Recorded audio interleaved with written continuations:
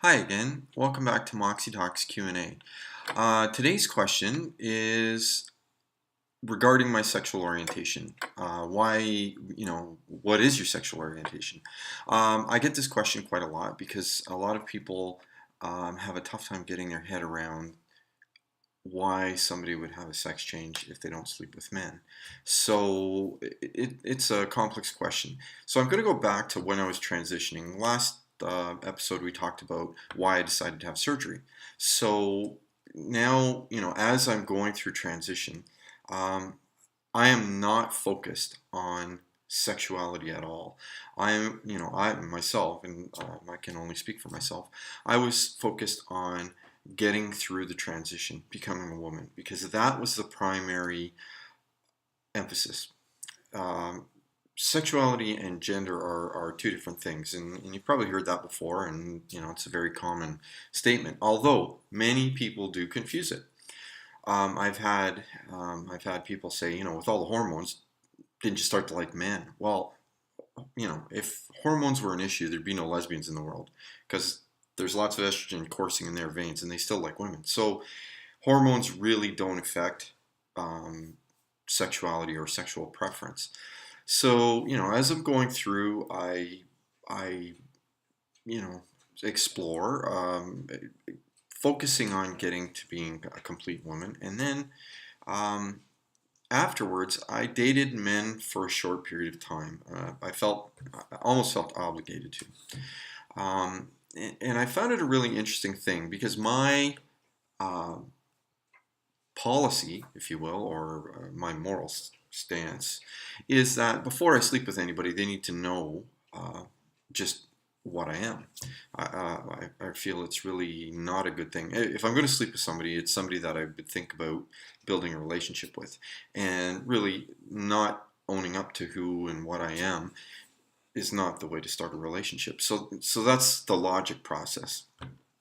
Um, so, having said that, um, I dated a man, and things were getting fairly serious, and um, I told him about myself, and it seemed okay. I was actually quite surprised, pleasantly surprised at how he took it. And then things went downhill from there. It was, I started to get treated like an object, and he started to expect things just off the cuff with no foreplay. You know, all you girls out there know it's nice to warm up the oven before you put the buns in, I guess. And so, I just found it very distasteful. So that was the end of my dating men experience. It just seemed that once they knew about me, it seemed that I was less than human and an object for their enjoyment, their playful enjoyment. So it really didn't work that well. For a long time, I assumed I'd be single, and then I met somebody and fell in love, and she fell in love with me, and we were together for 10 or 11 years. It's really a difficult dynamic because there's so many political viewpoints. I mean, so I'm a trans person, a woman. I like to sleep with women, so that sort of makes me a lesbian. But lesbians, nah, they're not so big on trans people.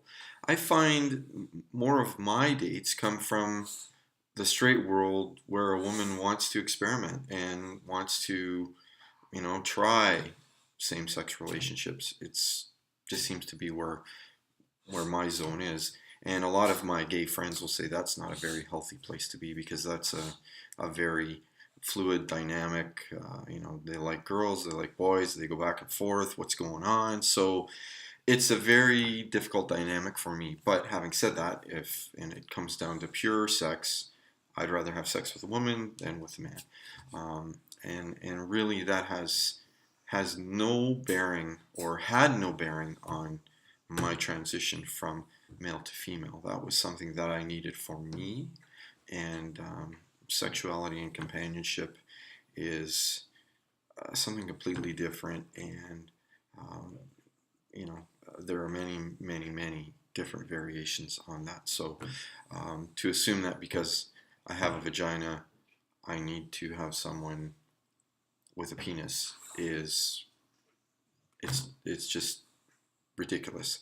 And to assume that the only reason somebody would go through this is to have sex with a man is also ridiculous, because there are many ways for two individuals, male, female, male, male, female, female, to have sex and show love. So it's really a non-issue.